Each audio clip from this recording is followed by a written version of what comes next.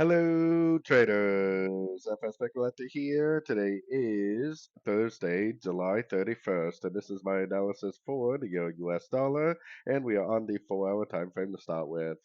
So we just broke structure yesterday. This is like the daily time frame structure. So maybe this will act as support. We'll have to watch and see. We are also at the 50% Fibonacci retracement from the daily time frame. Now, the most recent structure for me is way up here.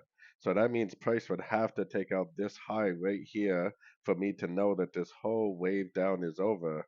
Otherwise, anything I see up right now could just be a pullback to the last wave down, which I'll show you on the 1-hour time frame.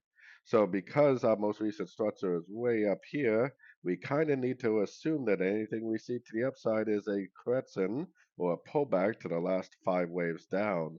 So I would definitely be keeping an eye because if it is a pullback to the last 5 waves, it's probably going to take out the high of wave 4, which would put us up to at least a 50 to 61%.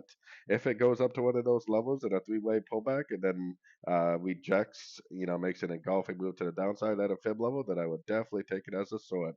On the other hand, if it decides to go all the way up here, break that structure, that's what would turn me back into a buyer on the higher time frames. So anyways, don't forget to check out my website, fxpipcollector.com. And as always, thank you for watching and happy trading.